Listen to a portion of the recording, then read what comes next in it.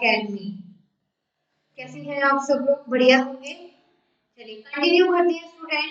As you know हम लोग का 12th का चैप्टर कंट्रोल एंड कोऑर्डिनेशन ये हम लोग कर रहे हैं।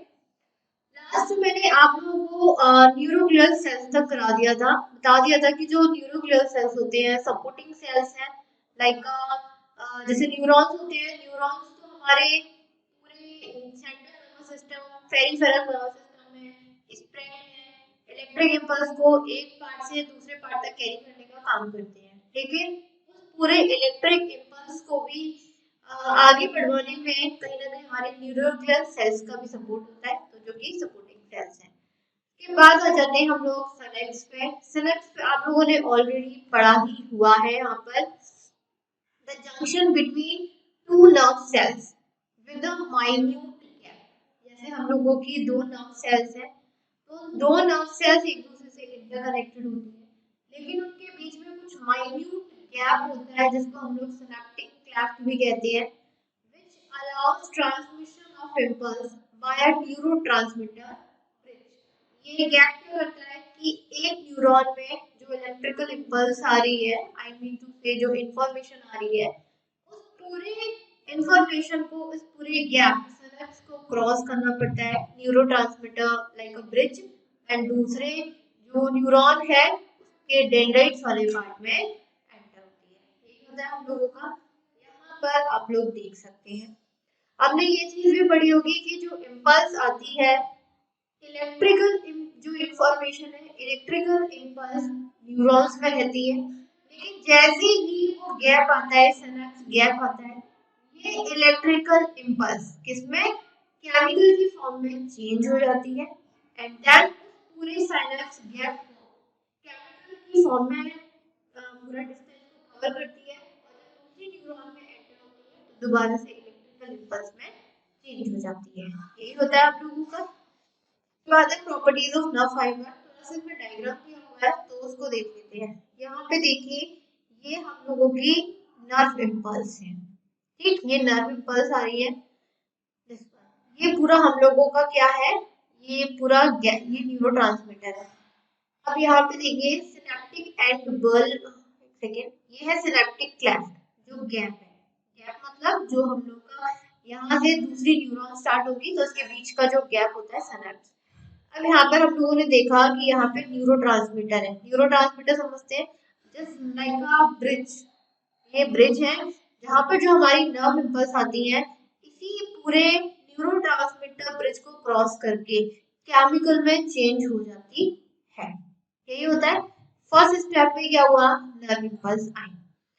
सेकेंड स्टेप में क्या हुआ, जो हम लोगों की नर्व इम्पल्स थी वो अपने केमिकल फॉर्म में चेंज होना शुरू हो गई। ये देखिए छोटे छोटे केमिकल फॉर्म में चेंज होना शुरू हो गई। थर्ड स्टेप में हम लोगों का यही जो केमिकल है, ये पूरे न्यूरोट्रांसमीटर को क्रॉस करता है, पूरे इस गैप में एंटर हो जाता है, जिसमें कहीं ना कहीं हमारे कैल्शियम प्लस पोटेशियम दोनों की रिक्वायरमेंट होती है। उसके बाद हम लोगों का जो नेक्स्ट स्टेप होता है, फोर्थ स्टेप, यहाँ पर आप देखिए कि ये हमारा जो पूरी केमिकल फॉर्म में आ जाता है, जैसे हम बोलते हैं लाइजेंट गेटेड चैनल ओपन। यहाँ पे क्या था, ये वोल्टेज की फॉर्म में था, यहाँ पर लिजेंट की यानी कि केमिकल फॉर्म में है। ये हो गया फोर्थ स्टेप में। फिर फिफ्थ स्टेप में दोबारा से क्या होता है कि जो हम लोगों की, जैसे ये पूरा गैप फिनिश हो जाता है, ये केमिकल दोबारा से हम लोगों का नर्व इम्पल्स में कन्वर्ट हो जाता है, और ये नर्व इम्पल्स हमारी एंटर हो जाती है दूसरी न्यूरॉन में। टोटल 7 स्टेप्स होते हैं, और ये टोटल 7 स्टेप्स क्या है, पूरे इस गैप को क्रॉस करते हैं। अब आ जाते हैं हम लोग अपने that properties of nerve fibres. First है excitability. The nerve fibres on account of presence of polarised member have the ability to perceive stimulus and enter into a state of activity। Nerve fibre की properties है, यानी कि वो कौन कौन से step को फॉलो करके, कौन कौन सी अपनी एक्टिविटीज को फॉलो करके इलेक्ट्रिकल इम्पल्स जनरेट होती है, प्लस हमारी एक न्यूरॉन से दूसरे न्यूरॉन में जाती है। तो सबसे पहले होती है यहाँ पर इरिटेबिलिटी कह लीजिए या एक्साइटेबिलिटी कह दीजिए। यहाँ पर क्या हुआ कि जो हमारी नर्व फाइबर्स है, जो हमारी जगह जगह पर मेमोरीज में प्रेजेंट है, हर जगह पर सेंस ऑर्गन्स में हर जगह पर प्रेजेंट है, इनके पास एक खुद की एबिलिटी है कि हमारे इन्वायरमेंट में जो भी चेंजेस हो रहे हैं, जो कुछ भी चेंज हो रहा है, उसको जो स्टिमुलस है उसको परसीव करने का, perceive in the sense absorb करने का। एंड उसके बाद आता है यहाँ पर conductivity. It is the ability to transmit the excitation. अब कंडक्टिविटी का मतलब है कि जो हम लोगों का स्टिमुलस हुआ है वो एक्साइटेशन में ट्रांसमिट करना। एक्साइटेशन मतलब कि इस चीज को डिटेक्ट करना कि जो हमारा स्टिमुलस है एक्चुअली में वो है क्या, फिजिकली है, केमिकली है, electrical change in the external और internal environment which brings about excitation in a nerve muscles और ऑर्गन। यहाँ पर क्या हुआ कि हम लोगों का जो भी स्टिमुलस था, हम और हमारे सबसे पहले क्या हुआ, डिटेक्ट हो गया। डिटेक्ट होने के बाद हम लोगों का फिजिकल इफेक्ट पड़ा, फिजिकल यानी कि हाथ से, नाक से कुछ ना कुछ तो पड़ेगा। फिर उसके बाद एक केमिकल जनरेट हुआ, नर्व में केमिकल जनरेट हुआ। फिर वो केमिकल हमारे किस में कन्वर्ट हो गया, वो कन्वर्ट हो गया इलेक्ट्रिकल इम्पल्स में। एंड देन ये इलेक्ट्रिकल इम्पल्स जनरेट किस में हुआ है, नर्व में जनरेट हुआ। ध्यान से समझिएगा, ये काफी प्रॉपर्टीज काफी इंपॉर्टेंट है, आपके एग्जाम में हो सकता है 4 मार्क्स में लिखने के लिए आ जाए। सबसे पहली प्रॉपर्टी है एक्साइटेबिलिटी। एक्साइटेबिलिटी का मतलब होता है कि हमारी बॉडी में जितने भी नर्व फाइबर्स हैं, हर एक सेंस ऑर्गन की मेम्ब्रेन में प्रेजेंट है और इनके पास एक खास एबिलिटी होती है कि हमारे एनवायरनमेंट में जो भी स्टिमुलस है उसको परसीव करने का और एक्टिव हो जाना। क्या करना, एक्टिव हो जाना। एक्टिव में क्या होगा, एक्टिव हो गई, अब यहाँ पर आएगी कंडक्टिविटी। कंडक्ट करना कि जो भी एक्साइटेशन हुआ है, जो भी एक्टिविटी है, अब वो हमारी बॉडी में क्या है, कंडक्ट होगी अंदर। तो फिजिकल हो रहा था, अब अंदर कंडक्ट होगी। के बाद अब यहाँ पे जो हमारा स्टिमुलस है, स्टिमुलस होता है जो भी बिहेवियर चेंजेस हुआ है, हमारी नर्व फाइबर पहले उसको डिटेक्ट करती है, राइट। फिर हमारी फिजिकली कुछ चेंज होता है, गर्म चीज हम लोगों ने छुई है तो हाथ पीछे होगा, फिजिकल एक्टिविटी होगी। फिजिकल एक्टिविटी के बाद हमारी जो नर्व फाइबर है उसमें केमिकल प्रोड्यूस होगा, वो केमिकल चेंज हो जाएगा हम लोगों के यहाँ पर इलेक्ट्रिकल में, बोलते हैं ना nerve impulse, electrical impulse generate हो गई है। And now in order to be effective the stimulus must have a minimum intensity called threshold stimulus।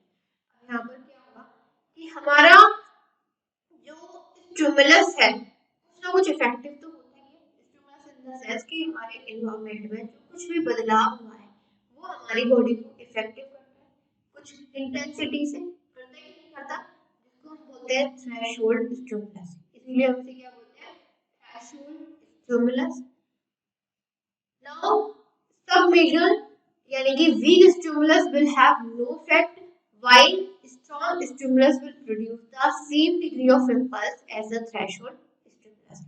अगर स्टिमुलस वीक है यानी कि एनवायरनमेंट में ज्यादा कोई चेंज नहीं हुआ है, कुछ हमें ज्यादा इफेक्ट नहीं किया है, तो कुछ नहीं होगा, राइट। हम लोग कोई बिहेवियर शो नहीं करते। लेकिन यहीं पर हमारे जो एनवायरनमेंट का स्टिमुलस है स्ट्रॉन्ग है, तो हमारी बॉडी में जितनी इंटेंसिटी से स्टिमुलस हुआ है, थ्रेशोल्ड स्टिमुलस हुआ है, उतनी ही हमारी बॉडी में उतनी ही डिग्री की जो इम्पल्स है वो जनरेट हो जाती है, राइट। उसके बाद यहाँ पर नेक्स्ट प्रॉपर्टी आती है समेशन इफेक्ट। यहाँ पर देखिए सी पॉइंट है, डी पॉइंट है, थोड़ा सा summation effect.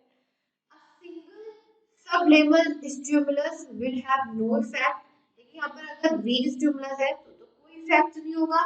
If many such weak stimuli are given in quick succession, they may produce an impulse due to addition or summation of stimuli। Summation maths में पढ़ते हैं ना, समेशन। समेशन का मतलब क्या होता है, जब काफी सारी डिजिट्स का सम करते हैं, समेशन कर रहे हैं, काफी सारी डिजिट्स का सम कर रहे हैं।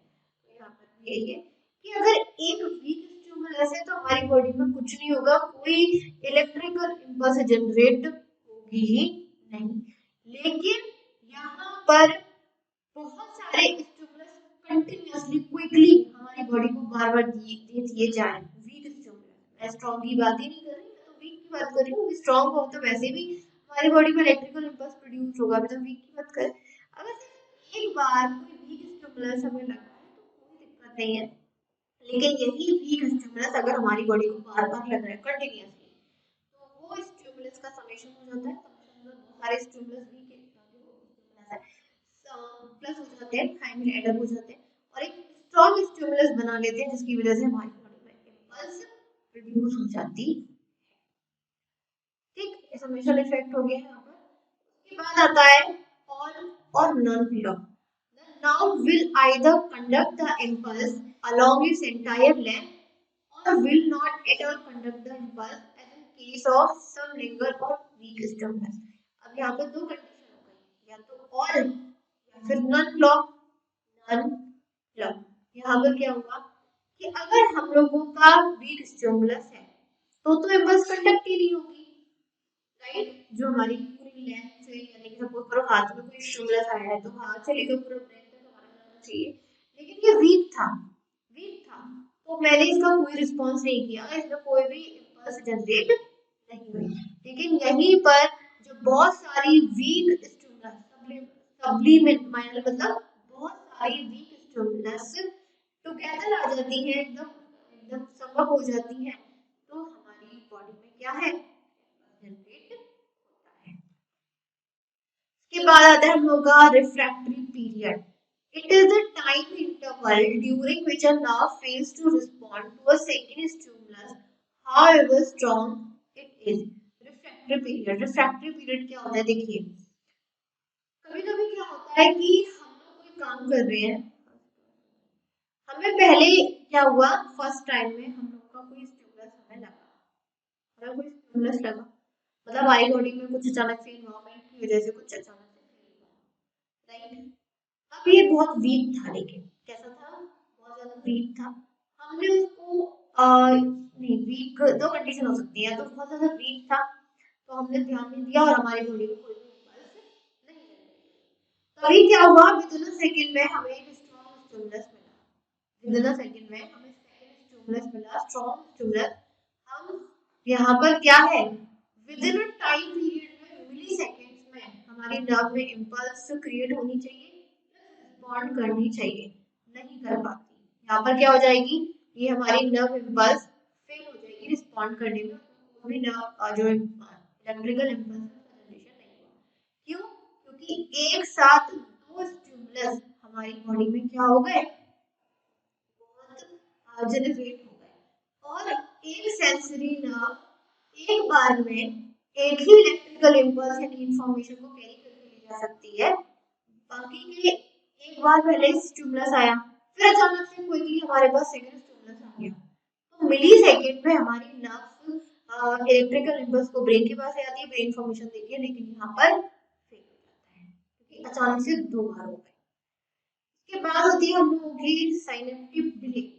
The impulse requires about 0.3 to 0.5 millisecond to cross the synapse, and this time is required for release of neurotransmitter from the axon terminal and excitation of the dendron of the next synaptic delay। Synaptic delay क्या होता है कि जो हमारी electrical impulse generate होती है हमारे nerve में, और फिर हमारी इलेक्ट्रिकल इम्पल्स को उस साइनेप्स के गैप को क्रॉस करने के लिए रिक्वायरमेंट होती है 0.3 से 0.5 मिलीसेकंड की, राइट। इस टाइम पीरियड में क्या होता है कि जो हमारा न्यूरोट्रांसमीटर है, यानी कि हमारी जो इलेक्ट्रिकल इम्पल्स है, एक न्यूरॉन के एक्सॉन एंडिंग पर आती है, एक्सॉन एंडिंग के बाद पूरे न्यूरोट्रांसमीटर ब्रिज को क्रॉस करती है, केमिकल फॉर्म में चेंज होती है, केमिकल फॉर्म में चेंज होने के बाद पूरे साइनेप्स के गैप को क्रॉस करती है और दूसरी न्यूरॉन के डेंड्रॉन में एक्साइट हो जाती है, या फिर क्या कहते हैं एंटर हो जाती है, right. So the time required to cross the synaptic cleft of synapse, that is synaptic delay, यानी कि उस साइनेप्स क्रॉस पूरे गैप को क्रॉस करने के लिए जो हमें टाइम रिक्वायर्ड हुआ 0.3 से 0.5, कि अगर ये गैप नहीं होता ना, सारी की सारी न्यूरॉन्स एक दूसरे से कनेक्टेड होती है, डिले होता है, डिले समझते हैं ना, डिले 0.5 सेकेंड में क्या हुआ, ये थोड़ा सा टाइम वेस्ट हो गया, डिले हो गया। के बाद आता है synaptic fatigue, the transmission of nerve impulse across the synapse halts temporarily due to exhaustion of its neurotransmitter. Synaptic fatigue, that means कि हमारे नर्व इम्पल्स का ट्रांसमिशन हुआ, किससे, साइनेप्स पॉइंट से हुआ, कुछ समय के लिए टेम्पररी हुआ ना, जो हमारी nerve impulse continuously electrical impulse की फॉर्म में जा रही थी, लेकिन जब वो गैप आ गया, साइनेप्स का गैप आ गया, तो वो टेम्पररी किस में चेंज हो गई, केमिकल में चेंज हो गई। परमानेंटली केमिकल फॉर्म में चेंज नहीं हुई है, बल्कि टेम्पररी जो केमिकल फॉर्म में चेंज हुई है। एक था इलेक्ट्रिक इम्पल्स जो स्ट्रेट लाइन में जा रहा था, बिल्कुल इलेक्ट्रिकल इम्पल्स आइंस को फॉलो करते हुए। अब यहाँ पर क्या हुआ, वही इलेक्ट्रिकल इम्पल्स हमारा चेंज हो गया केमिकल में, जो कि क्या है यहाँ पर, उसको थोड़ा सा ज्यादा एनर्जी यूज करना पड़ा। यहाँ पर इलेक्ट्रिक इम्पल्स का क्या है, ज्यादा एनर्जी करना पड़ा। पहले वो इलेक्ट्रिक इम्पल्स में कंटिन्यूअसली चल रहा था और फिर उसको अचानक से केमिकल फॉर्म में चेंज होना पड़ा। तो जब इलेक्ट्रिकल इम्पल्स केमिकल फॉर्म में चेंज होता है तो कुछ उसको एनर्जी यूज करना पड़ता है, राइट। फिर दोबारा से केमिकल हमारा कन्वर्ट होता है इलेक्ट्रिकल इम्पल्स में, तो अगेन बहुत ज्यादा एनर्जी यूज होती है, इसी को हम लोग बोलते हैं सिनेप्टिक फैटिग। बाद आती है यहाँ पर velocity, the rate of transmission of impulse is higher in long and thin nerve। यहाँ पे जो ट्रांसमिशन हो रहा है ना इम्पल्स का, उसका जो रेट है कब ज्यादा होता है, जब हमारे ये जो नर्व्स है लॉन्ग होती है, थिक होती है। It is higher in oculotherms than in oculotherm and the velocity of transmission is higher in voluntary fibers as opposed to involuntary nerve। और ये सही बात देखी है कि इम्पल्स का जो ट्रांसमिशन हो रहा है लॉन्ग और थिक नर्व वो हाई होता है comparison to short and thin nerve. आपको आप लोग गाड़ी चला रहे हैं, आपको खुली रोड मिल जाए एकदम खाली और बढ़िया सी, तो क्या होगा, अपने आप स्पीड तेज कर लोगे। लेकिन यहीं पर आपको जो रोड है थोड़ी सी पतली हो, कंजेस्टेड हो, प्लस भीड़ भाड़ ज्यादा हो, जगह जगह पे मोड़ हो, आपकी वेलोसिटी भी तो अपने आप कम हो जाएगी, समझिए ना। तो यहाँ पे है इम्पल्स क्या गाड़ी है, तो लॉन्ग नर्व थिक नर्व मिल गई तो वो एकदम फ्रीली जा रही है हायर रेट पर, हाई वेलोसिटी से। यहीं पर उसको शॉर्ट नर्व्स मिल गई, जगह जगह पे उसको मोड़ मिल गए, थिन नर्व मिल गई, उसकी वेलोसिटी क्या हो जाएगी, कम हो जाएगी। और ये जो हमारी वेलोसिटी है होम्योथर्म्स में, वार्म ब्लडेड एनिमल्स में ज्यादा होती है comparison to cold blooded animals. और होम्योथर्म्स यानी कि जो हमारे वार्म ब्लडेड एनिमल्स होते हैं उनकी होती कितनी है, वॉलंटरी फाइबर्स की स्पीड 100 से 120 मीटर पर सेकंड। मैन में मतलब ह्यूमन से सेम ही होती है, क्या मैन क्या वुमन। और ये पर इनवॉलंटरी नर्व्स की बात करें, वॉलंटरी नर्व्स यानी कि जो हमारे अकॉर्डिंग होती है, इनवॉलंटरी नर्व्स में रहती है हमारी 10 से 20 मीटर पर सेकंड। ओके, नेक्स्ट आ जाइए।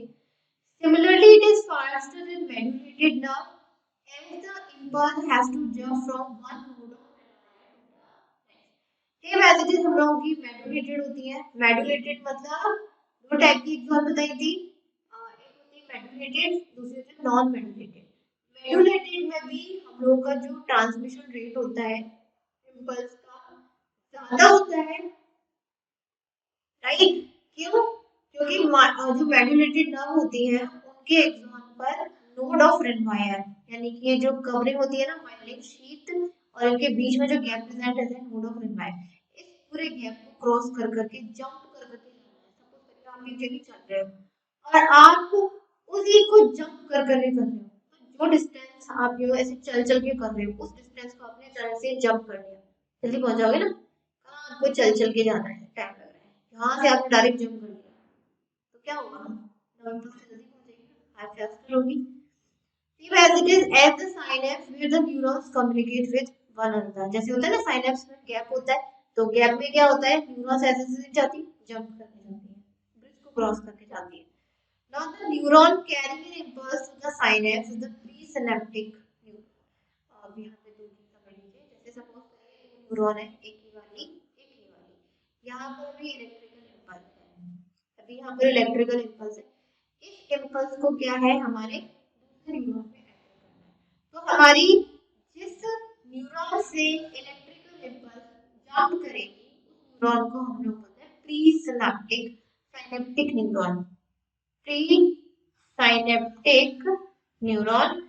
और ये इलेक्ट्रिकल इम्पल्स दूसरे न्यूरॉन में एंटर होगी उसको हम लोग बोलते हैं post synaptic neuron, post synaptic, ये जरूर याद रखिएगा, ये तो ये बोला गया है the neuron carrying an impulse to the synapse is the presynaptic neuron and the neuron receiving input at the synapse is the synaptic neuron, या फिर हम बोल सकते हैं जनरेटर रीजन दैट मीन क्लैप्टर। ओके, नेक्स्ट आ जाइए, नेक्स्ट है a synaptic cleft or a small intercellular space, synaptic cleft मतलब जो जंक्शन था हमारा synapse lies in between two cells having a width about 20 to 30 nanometer between them।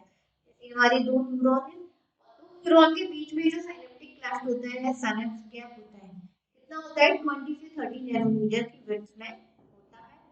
The process by which the impulse from presynaptic neuron is conducted to the postsynaptic neuron or the cell is called synaptic transmission। और यहाँ पर हम लोगों का एक neuron electrical impulse carry करके ला रही है जिसे हम लोग बोलते हैं प्रीसाइनेप्टिक न्यूरॉन, और इस प्रीसाइनेप्टिक न्यूरॉन से इस इलेक्ट्रिकल इम्पल्स को पोस्ट साइनेप्टिक न्यूरॉन तक कंडक्ट करके जाना है, ट्रांसफर होके जाना है। इस पूरी प्रोसेस को हम लोग बोलते हैं synaptic transmission. It is a one way process carried out by neuro transmission. One way process है, ऐसा तो नहीं है कि इलेक्ट्रिकल इम्पल्स इस डायरेक्शन से आ रही है तो पीछे की साइड बैक हो जाएगी, नहीं होता है ना। तो वन वे प्रोसेस है जो कि न्यूरो ट्रांसमिशन के थ्रू कैरिड आउट होती है। Now the types of synapses, synapse में भी टाइप्स होते हैं। एक होता है हम लोगों का electrical synapse. In this type of synapse, gap between the neighboring neuron is very narrow. Narrow मतलब बहुत कम होता है। इस वाली ये जो हमारा जो न्यूरॉन्स होती है इलेक्ट्रिकल साइनेप्स है, इसमें क्या होगा कि हम लोग के जो दो न्यूरॉन्स के बीच में जो गैप होता है साइनेप्स होता है बहुत ही कम होता है, मतलब माइन्यूट होता है, बहुत ही ज्यादा कम। And the synapse between such enclosed neuron is mechanical। और इन दोनों के बीच में जो साइनेप्स होता है, गैप होता है दो क्लोज न्यूरॉन के बीच में, राइट, मैकेनिकल होता है। The electrical conductive link is formed between the pre and post synaptic neuron। इसमें क्या होगा कि जब हम लोगों का इम्पल्स आ रहा होगा, इलेक्ट्रिकल इम्पल्स आ रहा होगा, कंडक्ट हो रहा होगा, और जब ये हमारे इस पूरे बहुत ही नैरो वाले साइनेप्स में आएगा, गैप में आएगा, तो वो केमिकल फॉर्म में चेंज नहीं होता है। लेकिन मेरा इलेक्ट्रिकल साइनेप्स में जो हमारी इंफॉर्मेशन आई वो इलेक्ट्रिकल फॉर्म में आई, उसने अपने आप को केमिकल में चेंज नहीं किया। और प्री सिनेप्टिक न्यूरॉन से पोस्ट सिनेप्टिक न्यूरॉन पहुंचने तक उसने अपने आप को इलेक्ट्रिकल फॉर्म में ही रखा, केमिकल फॉर्म में चेंज नैरो गैप था, बहुत ही नैरो गैप था, उसको जरूरत ही नहीं पड़ी केमिकल में चेंज करने की। At the gap junction, the two cells are within almost 0.8 nanometer distance of each other। यहाँ पर इनके बीच में जो gap junction है कितना होता है 3.8 nanometer होता है। And the transmission across the gap is faster, depends on the connection located at the gap junction between two neurons। और इनके बीच में जो ट्रांसमिशन होता है ना इलेक्ट्रिकल इम्पल्स का बहुत ज़्यादा फास्टर होता है, जिस टाइमिंग पर इसको इलेक्ट्रिकल से केमिकल में चेंज होने का टाइम नहीं मिलता है, इतना डिस्टेंस ही नहीं मिला कि वो इलेक्ट्रिकल फॉर्म केमिकल फॉर्म में चेंज हो सके, होता ही नहीं है। And electrical synapses are found in those places of the body requiring faster response as the defense reflexes। और ये जो हम लोगों के इलेक्ट्रिकल साइनेप्स होते हैं ये हमारी बॉडी के उस जगह पर फाउंड आउट होते हैं जब हमारी बॉडी को बहुत फास्टली रिस्पॉन्स करना पड़ता है अपने आप को बचाने के लिए, डिफेंस के आईज वाला बात करें, याद होता है हम अपनी आंखों को सबसे पहले डिफेंस करते हैं, तो इसमें कौन सा है, इलेक्ट्रिकल साइनस होता है। They are also bi direction, ये बाय डायरेक्शन में होता है। ऐसा भी होता है कभी कभी जो इलेक्ट्रिकल इम्पल्स जिस डायरेक्शन से आ रहा है उस डायरेक्शन में वापस भी चला जाए, हो सकता है जरूरत ही ना पड़े अपने आप को डिफेंस करने की। अलाइन ट्रांसमिशन आइदर डायरेक्शन और यूनिट डायरेक्शन, हो सकता है कि एक ही डायरेक्शन में अगर हम लोगों को अपने आप को बचाने की जरूरत है तो इलेक्ट्रिकल इम्पल्स डायरेक्शन में आएगी और हमारे रिस्पॉन्ड करने में हेल्प करेगी।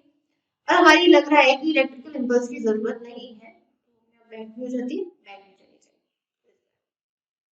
दूसरा होता है हम लोग का केमिकल साइनेप्स, तो आप समझ गए होंगे केमिकल साइनेप्स वाला, बहुत अच्छे थे मेरे ख्याल से। These are specialized junction through which cells of the neural system send chemical signals to the other neurons and to non-neuron cells such as gland and muscles। इसमें क्या होगा, सबसे पहली बात तो इनके बीच में, न्यूरॉन के बीच में जो सिनेप्टिक गैप होगा कितना होगा, 20 से 40 नैनोमीटर होगा। और इसमें हम लोगों का जो इलेक्ट्रिकल सिग्नल आ रहा है वो केमिकल सिग्नल में कन्वर्ट होता है और दूसरे न्यूरॉन में या फिर किसी ग्लैंड में या मसल्स में जाके एंटर हो जाता है। Chemical synapse between a motor neuron and a muscular cell is called neuromuscular junction। यहाँ पर हुआ क्या, सपोज करिए कि यहाँ पर एक मोटर न्यूरॉन है, एक मसल सेल है, इनके बीच में जो साइनेप्स होता है केमिकल साइनेप्स, ये इसे हम लोग बोलते हैं न्यूरोमस्कुलर जंक्शन। बहुत सारी हमारी नर्व्स होती है, motor nerve, sensory nerve, muscle cells, बहुत सारे होते हैं। सपोज करिए कि हमारी मोटर न्यूरॉन अपना इफेक्ट, अपनी मोटर न्यूरॉन हमारी ब्रेन से कमांड लेके आ रही है। ब्रेन हमारे जो कमांड भेज रहा है, किसको भेज रहा है, मसल के सेल्स को भेज रहा है, हमारे मसल को कुछ काम करना है, तो सेंसरी न्यूरॉन उस इंफॉर्मेशन को लेके ब्रेन में गई, ब्रेन ने कमांड दी, उस कमांड को लेके कौन आया, मोटर न्यूरॉन लेके आया, राइट। मोटर न्यूरॉन के साथ किसको कमांड देगा, मसल को जो देगा, तो मोटर न्यूरॉन और मसल सेल्स के बीच में जो साइनेप्स होता है that is called neuromuscular junction. There are three components of a typical chemical, तीन कंपोनेंट्स होते हैं। एक होता है प्री सिनेप्टिक टर्मिनल, ये तो मैंने बताई था अभी आप लोगों को, यहाँ पर जैसे हमारे ये दो न्यूरॉन है, ठीक, जो हमारी इलेक्ट्रिकल इम्पल्स लेके आ रही है तो हम बोलते हैं प्री सिनेप्टिक टर्मिनल, राइट। दूसरी होती है हम लोगों का सिनेप्टिक मेम्ब्रेन, यानी कि जहां पर हम लोगों का, एक second, the synaptic membrane of the synaptic cell. हाँ, यहाँ पर अभी वो इलेक्ट्रिकल इम्पल्स है हम लोगों का, जो प्री सिनेप्टिक न्यूरॉन लेके आ रही है, वो इलेक्ट्रिकल इम्पल्स पहले केमिकल फॉर्म में चेंज हुआ साइनेप्स में, और फिर जो हमारी पोस्ट न्यूरॉन है, पोस्ट सिनेप्टिक न्यूरॉन है, उसकी पहले मेम्ब्रेन पर तो जाएगा, अचानक से तो सेल बॉडी में एंटर होने जाना है, किसमें एंटर होगा सबसे पहले, इसके आसपास जो डेंड्राइट्स होंगे उसकी मेम्ब्रेन होगी, राइट। और थर्ड होता है हम लोगों का द पोस्ट सिनेप्टिक न्यूरॉन। अब यहाँ पर क्या हुआ, हम लोग की प्री सिनेप्टिक न्यूरॉन से हम लोग की इलेक्ट्रिकल इम्पल्स आई, वो इलेक्ट्रिकल इम्पल्स सबसे पहले हमारी बॉडी में क्या होगा, उसमें एंटर हुई केमिकल फॉर्म में, फिर दूसरे न्यूरॉन के डेंड्राइट्स पार्ट होगा, होगा कि नहीं होगा, डेंड्राइट्स की जो मेम्ब्रेन होगी उसमें एंटर हो जाएगा वो दोबारा से इलेक्ट्रिकल इम्पल्स की फॉर्म में, और फिर हम लोग कौन सी न्यूरॉन आ जाएगी, दूसरी न्यूरॉन जिसे हम बोलते हैं post neuron, and the impulse travels along the axon of the presynaptic neuron to the axon terminal, and most presynaptic neuron axon has several synaptic knobs at their ends or terminal, and these knobs have areas of membrane sacs called synaptic vesicles that contain neurotransmitter molecules। अब देखिए होता क्या है, हम लोग की जो presynaptic neuron होती है, प्रीसिनेप्टिक न्यूरॉन होगी जो इलेक्ट्रिकल इम्पल्स को कैरी कर रही होती है, इसके लास्ट में जाके एक्सॉन टर्मिनल पर जाके, एक्सॉन एंडिंग पर जाके बहुत सारे नॉब्स होते हैं, नॉब्स समझ रहे हैं आप लोग, काफी सारे ब्रांचेस निकली रहती है, एंडिंग ब्रांचेस, राइट। ये एंडिंग ब्रांचेस हो सकता है किसी पर्टिकुलर मेम्ब्रेन में जाकर एंटर हो रही हो, किसी ऑर्गेनल में जाके एंटर हो रही हो, राइट। और इसके अंदर प्रेजेंस होती है न्यूरोट्रांसमीटर मॉलिक्यूल की, न्यूरोट्रांसमीटर मॉलिक्यूल की, ये न्यूरोट्रांसमीटर मॉलिक्यूल क्या करते हैं, उस इलेक्ट्रिकल इम्पल्स को जिस पार्ट में रिस्पॉन्ड करना है उसमें उस पार्ट में भेजने के लिए हेल्प करते हैं, इसलिए यहाँ पर प्रेजेंस रहती है नर्व्स की, बहुत सारी ब्रांचेस की, ऐसे छोटे छोटे से, जिसकी हमारे इसमें प्रेजेंस होगी न्यूरोट्रांसमीटर मॉलिक्यूल्स की, और न्यूरोट्रांसमीटर मॉलिक्यूल्स डिपेंड करवा देगा जहाँ हम लोगों को बॉडी के पार्ट में रिस्पॉन्ड करना है। ओके, आज तक मैंने यहाँ तक करा दिया। उसके बाद यहाँ पे काफी और सारी चीजें हैं। ओके, तो उसके बाद ट्रांसमिशन आ जाएगा नावल पल्स का। उसको हम लोग अभी तो ये प्रॉपर्टी चल रही है हम लोगों की। प्रॉपर्टीज में जो हम लोगों का ये था कि दो टाइप की सिनेप्टिक होते हैं, तो वही चलता है। ओके, इससे आगे कल कंटिन्यू करते हैं स्टूडेंट। आई होप यहाँ तक आप लोगों को क्लियर हो गया होगा। Okay, bye students and thank you all.